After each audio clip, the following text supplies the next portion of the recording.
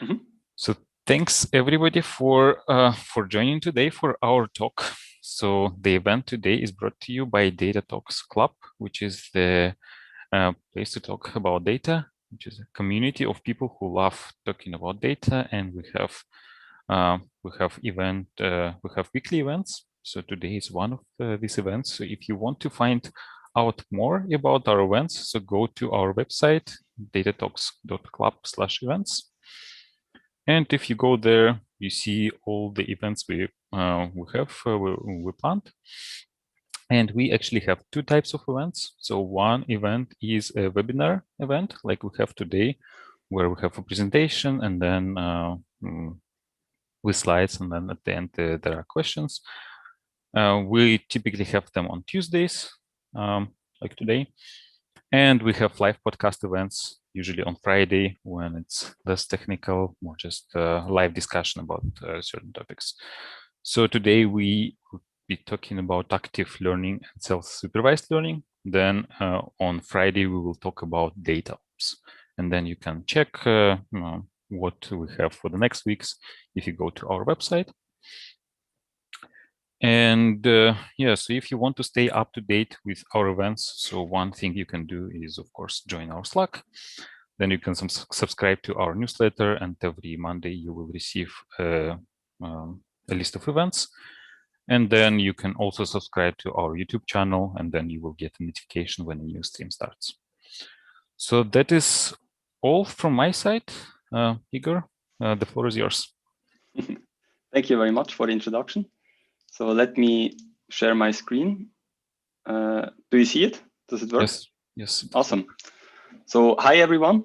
It's a pleasure to be here and talk about two topics I'm very excited about: active learning and self-supervised learning, and especially in the context of data selection. So let us start a bit with a bigger picture on why those are two interesting fields. Especially the latter one, self-supervised learning, has been in the media quite a bit in the last 2 years. Google released blog posts about their new model, about simple contrastive learning, and Facebook just recently, in the last couple of days, also released a blog post that they are focusing heavily now on the topic about self-supervised learning. And the idea today is a bit to look more into a potential future for deep learning systems, especially in the context of unstructured data, such as images, audio, and text. Because not everything is in a database and in a structured format, especially when working with images. I have lots of experience there, and I can tell you it's sometimes really very painful. Maybe to start a bit, a quick overview about myself. I'm doing coding and building stuff for quite a while already. I started initially with websites, then moved a bit into game design, especially 2D, 3D games, more for fun, for personal use. And then finally, when I went to the uni, I started looking more into robotics. And one of the examples, a project I worked on, is here on the right side. It's exoskeleton for paraplegics, which we built during one of the student projects and which participated in the Cybathlon. And finally, during my studies, I moved more into machine learning and especially computer vision. I was quite fortunate that at ETH Zurich, where I did my master's, I was also able to do some research. So I was also able to do some publications in my program. And during my free time, I spent a lot of time participating in hackathons. So those are not marathons, but hackathons. Instead of running 42 hours, you basically, 42 kilometers, you would code for 42 hours. And because we coders, we don't really want to run. And one of the big events I've also been is in Zurich, the Hack Zurich. I think it's one of the larger ones in Europe. And we also won a prize there. And typically at these events, you would prototype apps or websites, but we really went there to prototype a machine learning system to detect fake videos. And it was quite an interesting experience because the whole machine learning field isn't there where we are with app development. We don't have the React.js, Vue.js libraries. We have now PyTorch, we have Yax from Google, we had TensorFlow and Keras, but it's still not there. And also like the workflow. So that's something I'm very, very passionate about, to make machine learning much more accessible, especially when working with images. And that's also what I do with working at Lightly, the company I co-founded after my studies, and where we basically try to make machine learning in context of computer vision much more accessible by making it easier to use. So let's give you a very quick, rough summary or overview of what kind of happened in the last decade in terms of computer vision.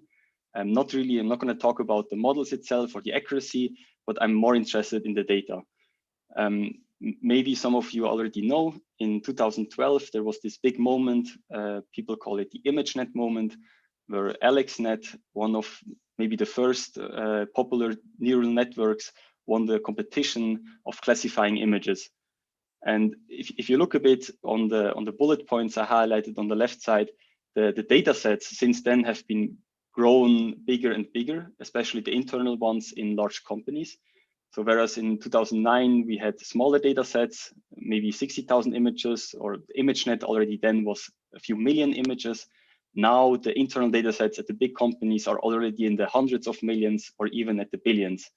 So Google has a data set, JFT 300, where they use 300 million images, which they were able to query from the web. And Facebook has a data set of 1 billion images, which they use from Instagram. And why do those companies collect more and more data? It's quite simple. It's what you see in the plot on the right side. There's still this common belief, and kind of works, right? If you want to improve the system, we just collect more and more data. Now, the problem is we're talking here about supervised learning mostly. So more data also requires much more work, more labels, and other issues, as you will see in the next slide. In a general term, there are some studies which show that the data sets in companies grow roughly 2x every year. And in some areas, such as autonomous driving, even faster at the moment. Now, this also introduces some problems, especially, as I mentioned, when working with images, because you have different formats, you have different sensors, you have storage requirements. Images can be also quite large. And especially when moving from thousands of images into the millions, you cannot anymore do simple tricks like, hey, I open my file browser and I scroll quickly through the images to have an idea, what really do I have? Do I have some outliers? Did something went wrong when I did the collection? It's not so easy anymore. And the problem is also that we don't have lots of insights about this raw data. We have pixel information. We cannot do too much with it.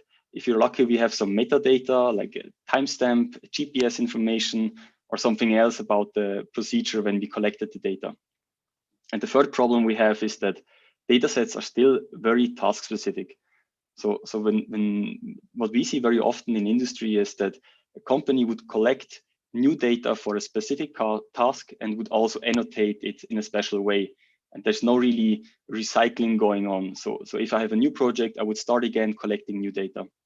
And all those 3 points lead to a bigger problem, mostly because just collecting data is not the full solution.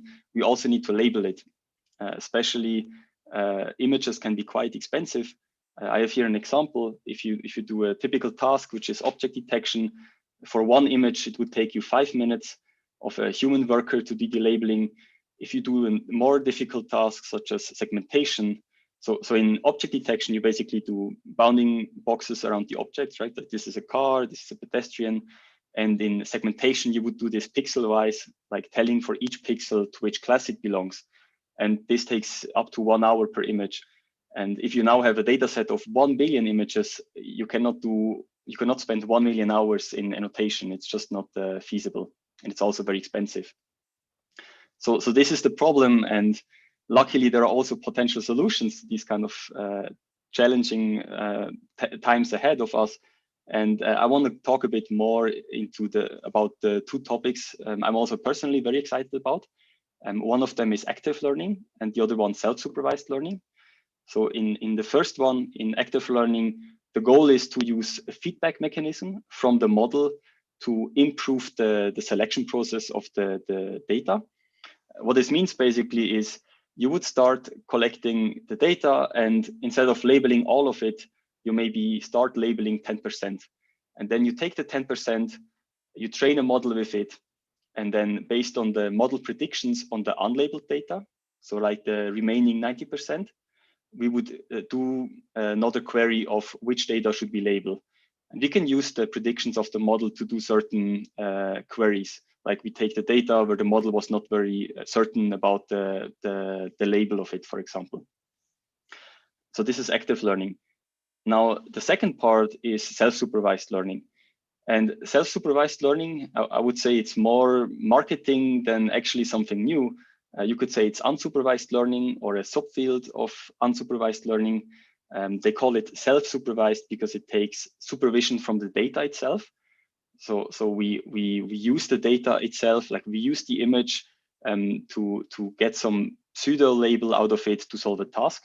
I will explain this in a bit more detail in the next slides. And why is everyone excited about it?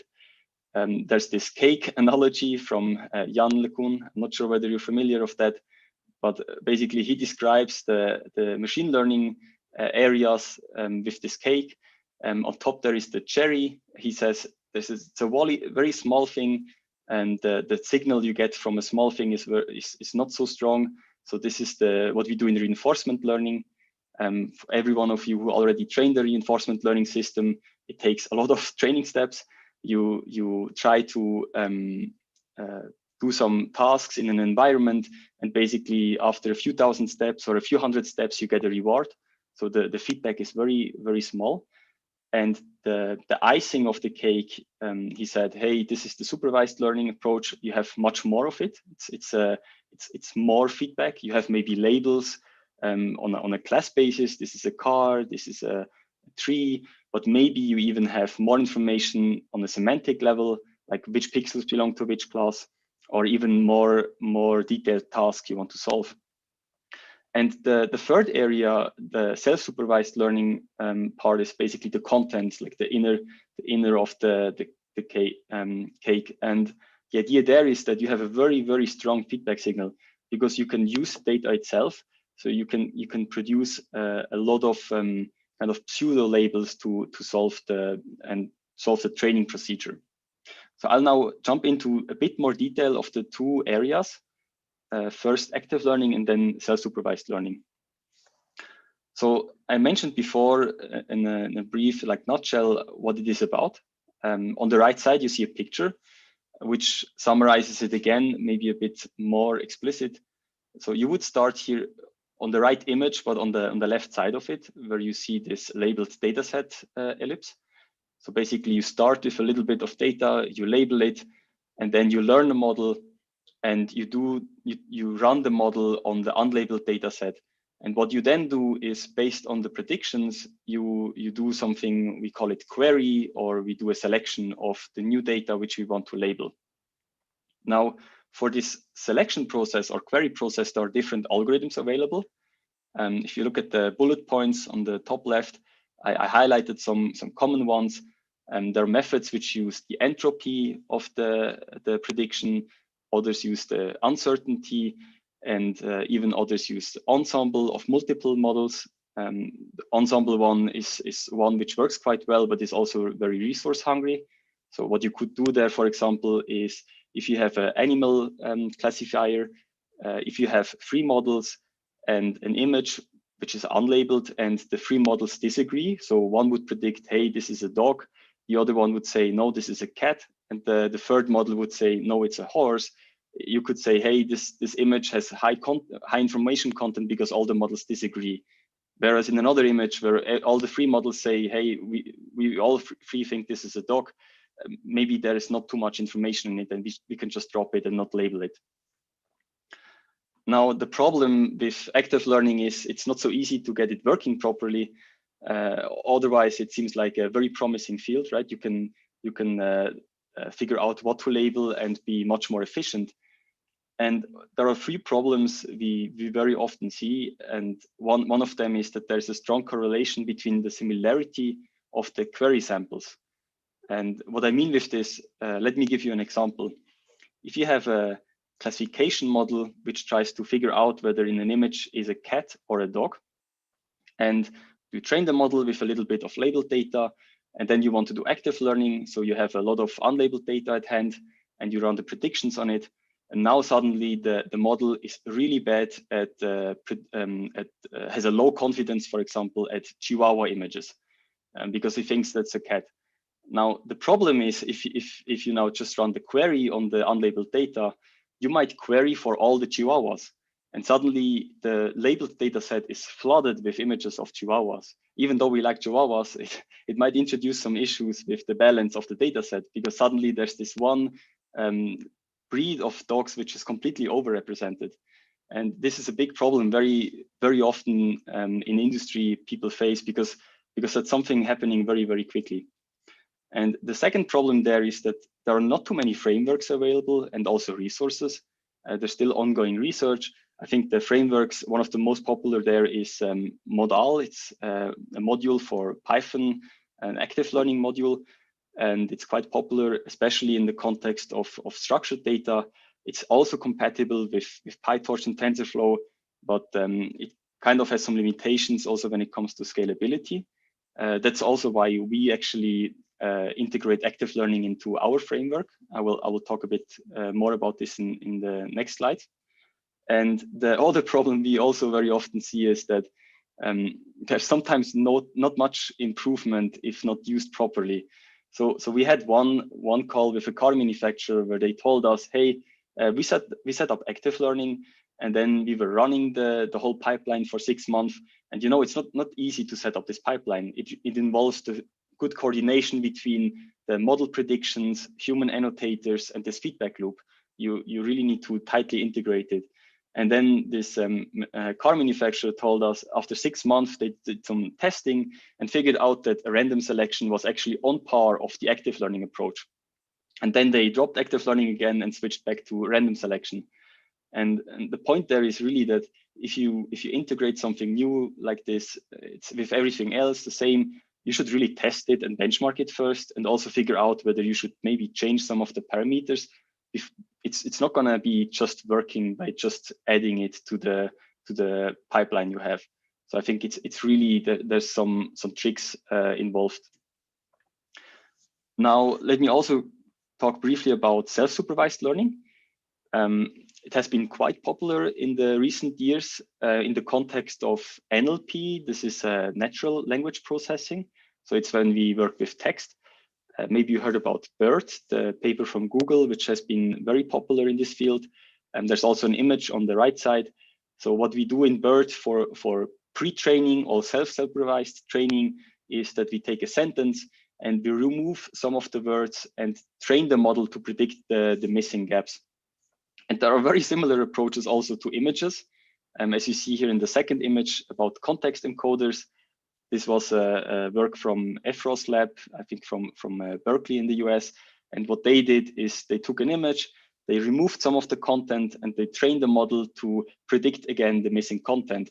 And the beauty of these kind of tasks is you have lots of data at hand. You have images, so you can just black out or white out some part of it and train the model to ink paint it. And the same goes for text. You don't need any labels to train the models that way. And the idea is really to learn from the data itself. And if I would summarize them, like the methods or approaches in two big kind of categories, which work quite well at the moment. One of them is the kind of predictive area, where the goal is to, given part of the data, predict the rest. So this is what we do, for example, with BERT. You have a sentence, you hide one word from the model, and you try to predict it. And the second area is contrastive. It's what I will go into more detail in the next slide.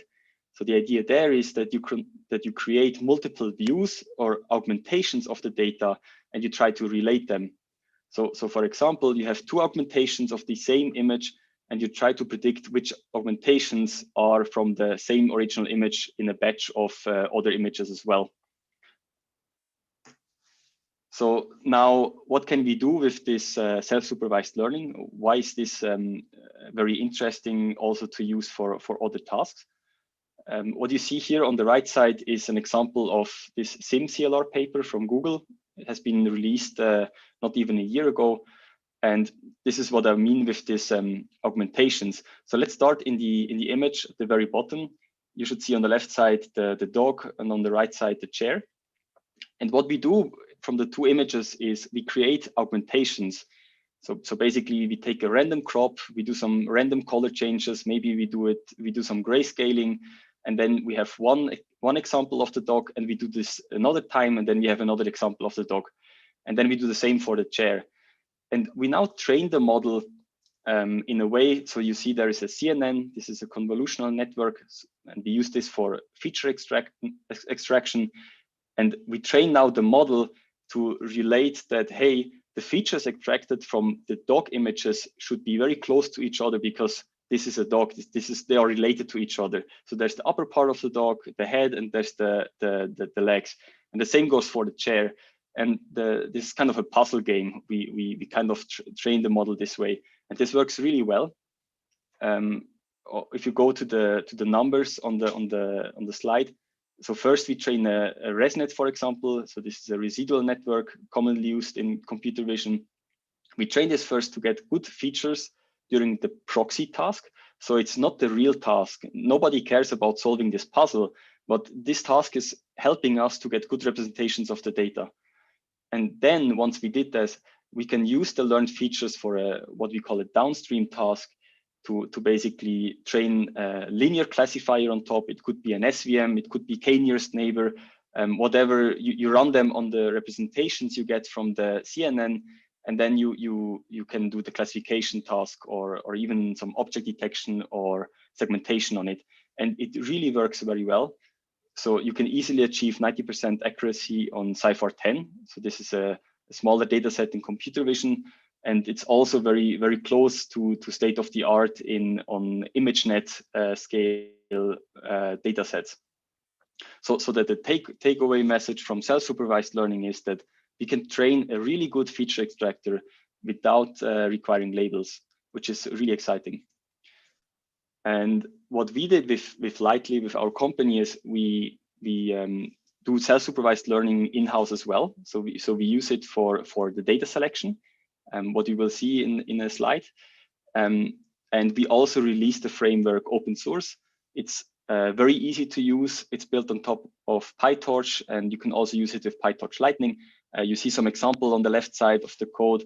There are different modules for loading the data, for doing augmentations. You can also use pre-trained model, even from Torch Vision. This is a PyTorch framework, and you can also combine this with different loss functions. So it's very modular, very easy to use. It's actually that easy that yesterday evening I discovered a new paper, and we already have a running implementation on GitHub. So it makes it super easy to use and to prototype with it. And check it out on GitHub. Give it a star, fork it, or watch it, or support it as well. You can also contribute. So this will always be open source. Now, why do we care about self-supervised learning at my company? Basically, we try to solve the problem of which data should we use to train a model. And if you sit in front of a pile of unlabeled data, it's really hard to start, right? Should you just take some random 10%, start annotating it, and then do the active learning loop, or how should I start tackling the problem? And what we figured out is, or the approach we take is basically, hey, let's first train a model using self-supervised learning on the fully unlabeled data set. And then we use the features we learn to select which data we should actually label. And then we train the model on it, and then we can jump into the active learning loop. And as you see here in the plots, this works quite well on various data sets. So ChemVid is for segmentation data set.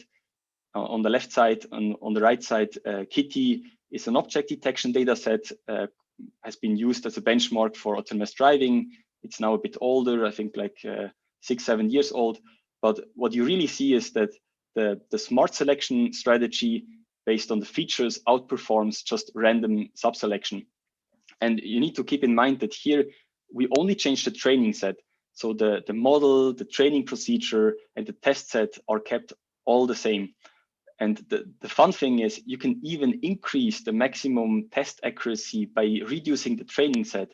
And why does this work is because you can have redundancies in your data set. You can have lots of similar chihuahuas, for example, from the example before, and this can introduce overfitting. And by doing this smart selection, you can reduce this, so the selection process can work as a regularizer and improve model performance. And this is really exciting that this works so well. Now, the talk was about not only active learning and not only self-supervised learning. So the question is, how can we combine the two of them? Let's briefly recap. So we have features. We can get them from self-supervised learning. Based on the features, we can do some clustering. We can do some density-based methods for a selection. We can also use Corset. Corset is the one we mostly use at lightly. So even the plots from the previous slide have been obtained using Corset sampling.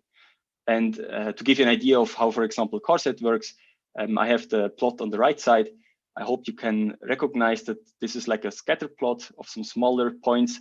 Each of these points represents one image. So this is a 2D embedding of an image. And what Corset is doing is, those are the bigger points. It's selecting new samples which are as far apart as possible from the existing set. So we start somewhere randomly, and we only add the furthest apart in L2 distance from the previous selected set. So we build up a data set which is very diverse. So it's really optimizing for diversity. And this yields very good results. So now the second point is here, the predictions, right? So this is what we do with active learning.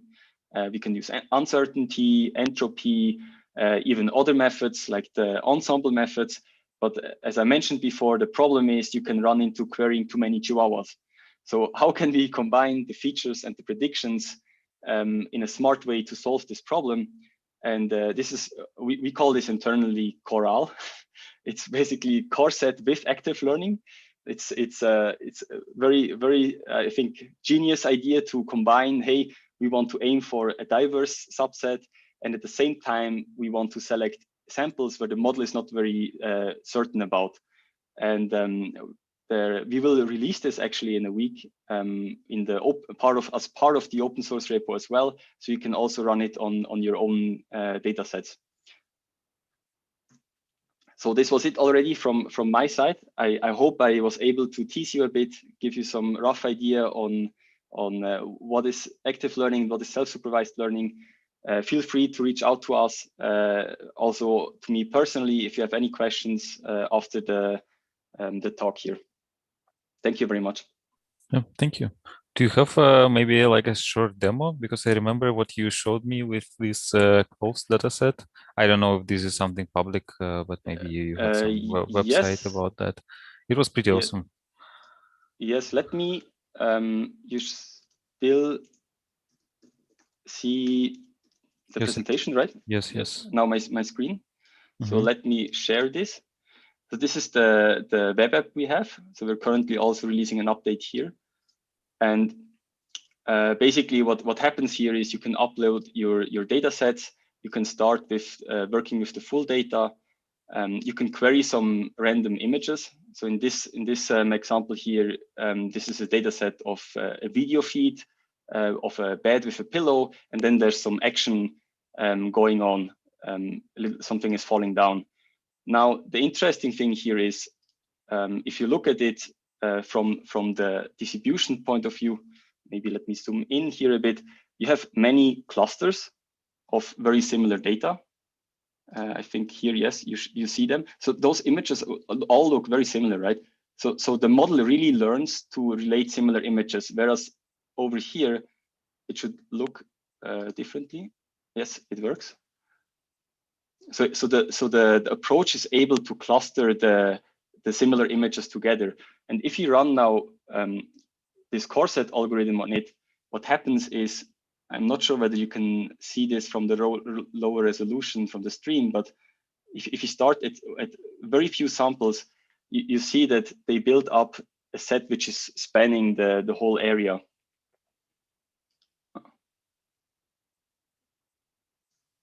Does this work? Yeah, I can see something. So basically, these things would be like what we select for our labeling, right? Yes, exactly. So you would start with a smaller set. So the idea kind of pipeline we're building at the moment is, hey, you start with the unlabeled data, you run a Corset selection, And then you would jump into this active learning loop where you combine the learned features with the predictions of the models.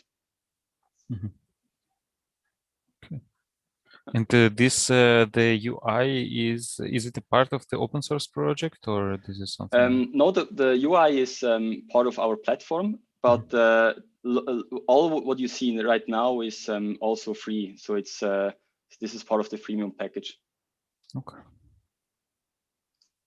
Yeah, thank you. I just want to remind that if you want to ask Igor any question, there is a pinned link in live chat. So click on the link and you can go to Slido and ask a question. And we already have two. Okay. So the first question is from Ricardo. So Ricardo asks, what are the limits of active learning? Is it used in companies nowadays? I see a lot more interesting stuff in self-supervision. A lot more interest in self-supervision among the researchers and companies. Yes. So as I mentioned, active learning, the problem there is a bit currently in academia, we benchmark active learning on academic data sets. And if you look at the various papers for ImageNet or others, the data sets have been manually curated. So there has been a step where people actually decided, should this image belong to the class of whatever breed of dog this is or something. So there has been some manual curation step. And in practice, you very often don't have this. If you have a video, if you have a data from video cameras, you have lots of data. So the value there is much higher. So this is a bit why there's really a gap between research and industry. And big companies like Tesla, Google, and others, they use active learning, all of them. I think Tesla even has some sort of special engine that they run active learning almost at the edge in the cars. So they can query for, hey, give me all the stop signs where the model is not very sure about it. And then they just query the data back. So it's used in various companies, but it's still, I would say it's not that sexy or popular yet because it's hard to implement. And this is also something we want to change. Mm-hmm. And the difficulty is also, I think you mentioned that like you need to involve, like you need this human in the loop setup where you need to set the infrastructure and all that to, you know, to be able to iterate quickly. And so this is the main difficulty, right? Exactly. So this is then the other challenge, like how to do it efficiently, because you cannot query 10 images, send it for labeling and wait 2 weeks to train the model again on 10 new images. So there's also this trade-off of how many images should be labeled in a batch. Exactly. So there's also a overhead. Okay, thank you. Then there is another question. Does it work for images only? What about texts? Oh, no, active learning works for all data. I think there are also examples on tabular data. There are examples on text, audio. I'm not sure whether any of you has already used it. You could also share your experience in the Slack channel, for example. I've seen it mostly on tabular data so far and text and images. Mm-hmm. Okay. Yes, thank you. So then we have a question from Winder Research. It's probably from Phil. Hi, Phil. So Phil is asking, can you talk about any experience using model-based approaches for active learning? For example, classify, see errors, label the worst, retry, etc.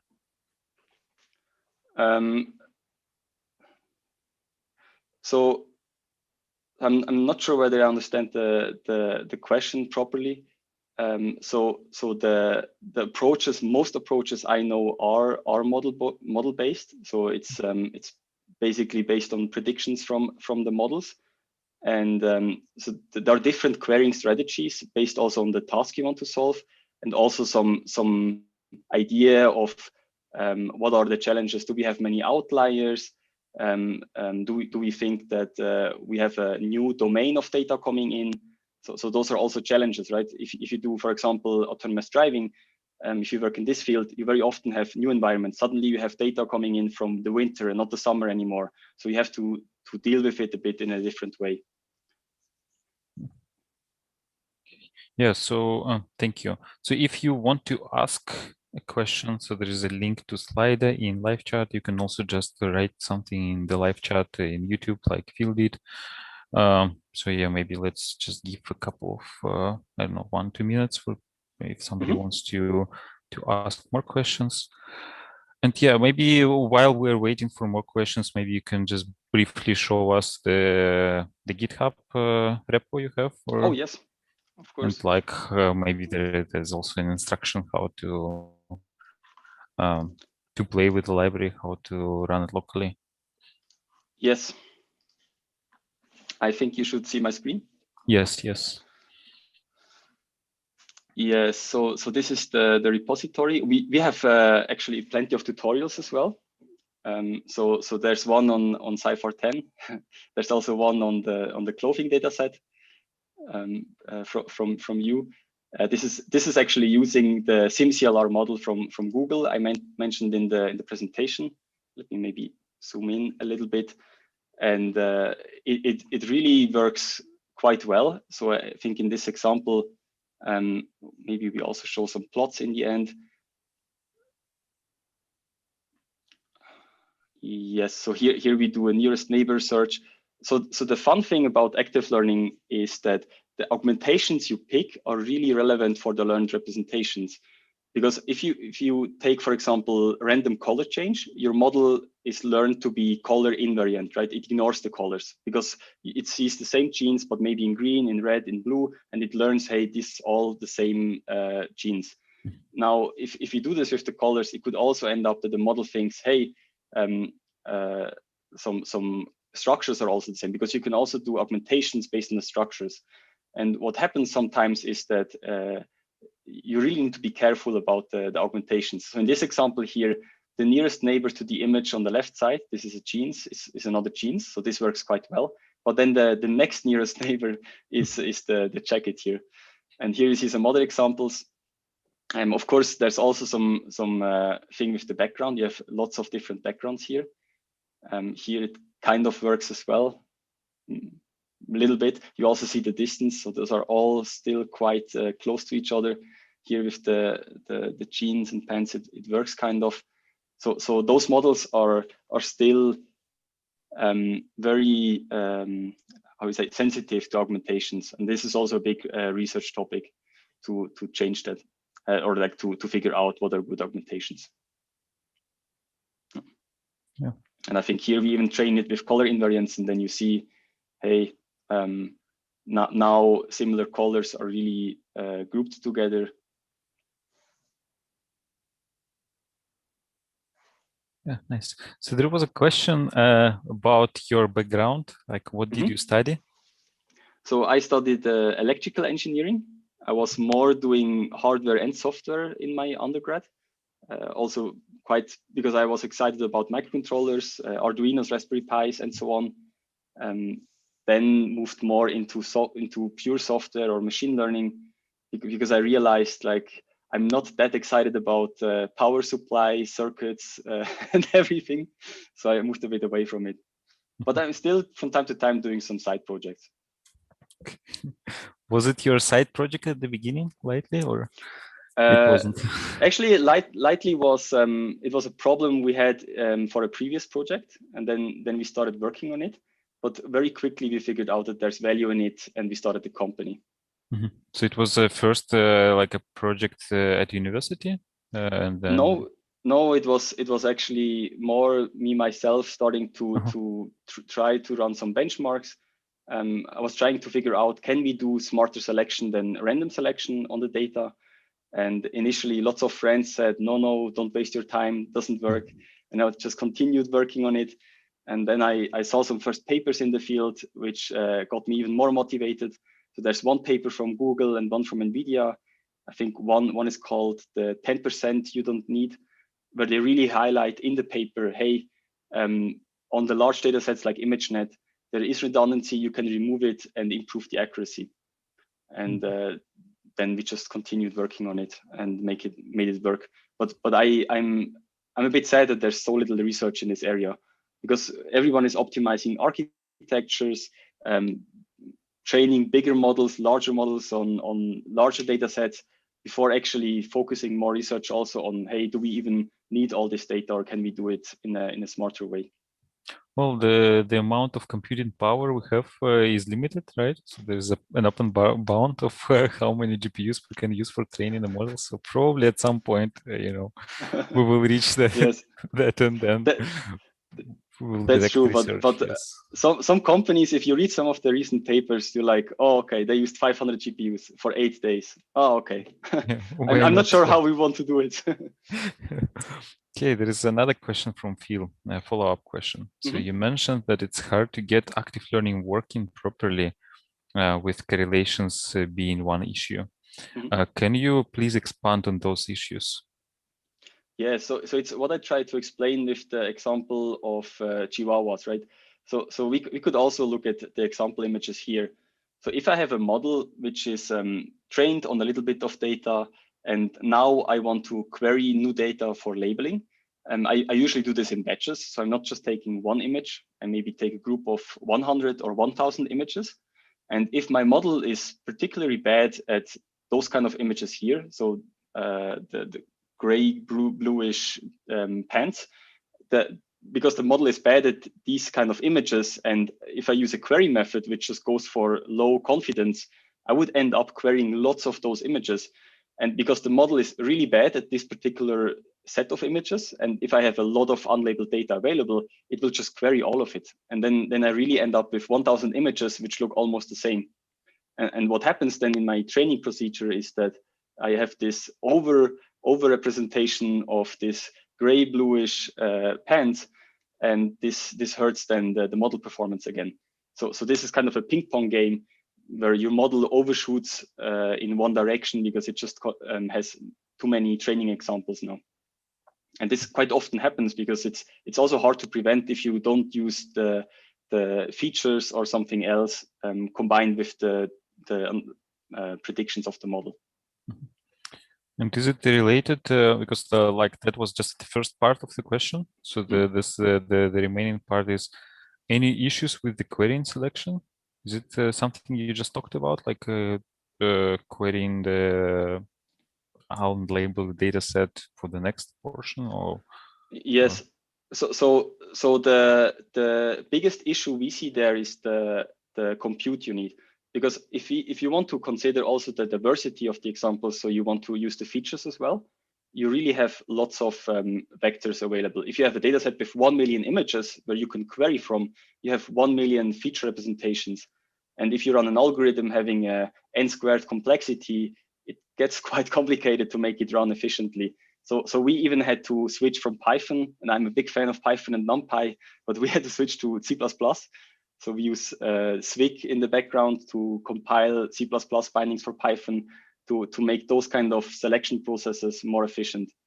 Because at one point easily you just it's just not suited for this scale. Okay, yeah, thank you.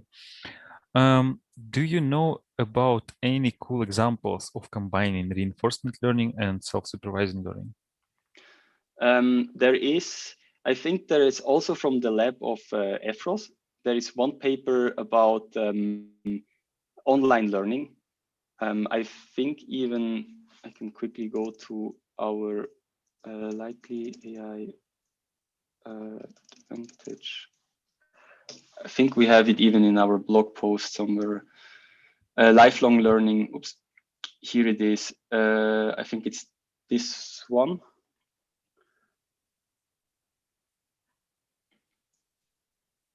I think this was one of the only examples I saw so far, where they also use self-supervision.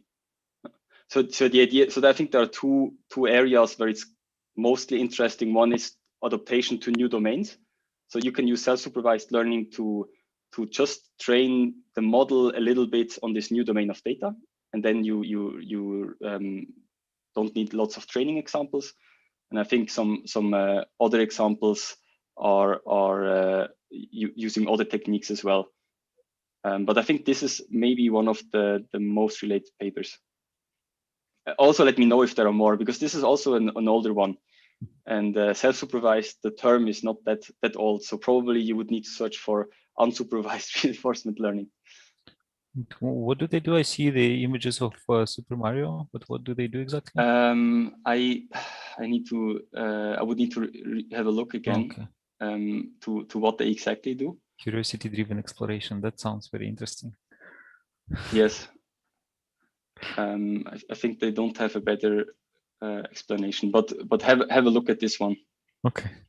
Oh, there's also Doom. Yes.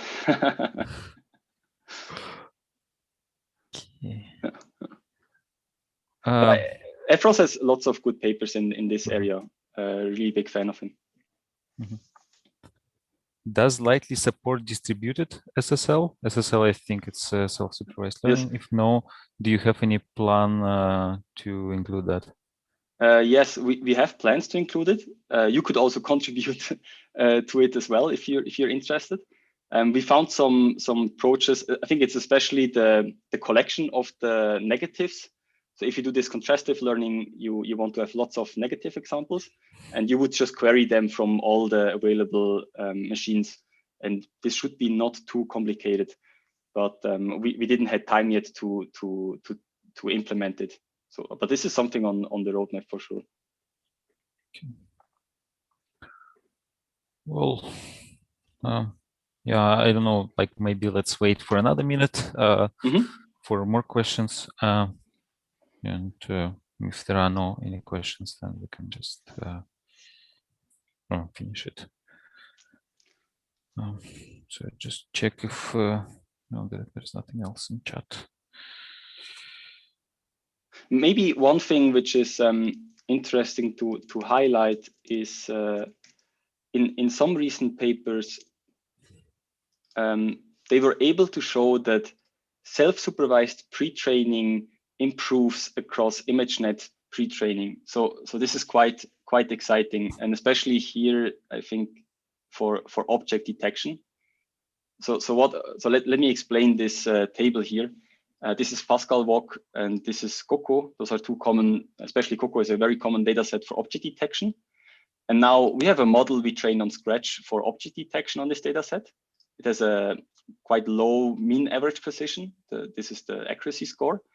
And if we train the model before training it on Coco on ImageNet, so this is very commonly done in object detection or segmentation, we have a much higher accuracy because the model has learned a lot of good representations and like features from ImageNet. But now if we use self-supervised learning on ImageNet with the different methods, we even outperform just supervised pre-training on ImageNet. And you see this also for other data sets.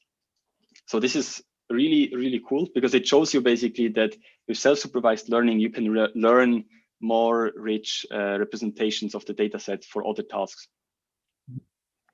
Do they always use this, patch prediction, predicting that these two augmented images belong to the same original, or there is some other task that can be used for? There are different tasks. Most common ones now use this approach where you have different augmentations. So you have two augmentations of the data and you try to relate them. So all of them, SimCLR, Moco, build your own latent, and those two as well. But there have been also other approaches. There was one also from, I think, a bit older one where they did color in painting of images. So this is also, it's really amazing, right? You take an image, you make it black and white, and you train the model to color it again. And by assigning colors to the black and white image, it has to understand, hey, this is all related to each other. This is a sweater, this is face, the face belongs to each other. So by having such very simple proxy tasks, you can learn quite good representations. And there are many more examples, also like some jigsaw puzzles where you take the image and you put it into a puzzle, you randomly mix it, and the model has to figure out which parts are next to each other. So there are lots of examples, but really this augmentation, two augmentations approach is the most popular at the moment. And it's probably the simplest to understand also. Yes, that's the amazing thing about it. Yeah, so I think we will be wrapping up right now. So yeah, so if you can share the slides, I'll just put them in the description. And then we talked about multiple like maybe also a GitHub repo, then a couple of papers you mentioned, like one paper was 10% you don't need, right? Yes. Maybe you'd mentioned something else. Yeah, if you can just after the chat you can send me these links, then I'll just put them in the description for the video. Of course. Yeah, thanks a lot for finding time, for joining us, for sharing your knowledge, for telling us about that, and thanks everyone for also joining us today and asking questions and listening. And yeah, thanks a lot. Thanks for having me. And yes, have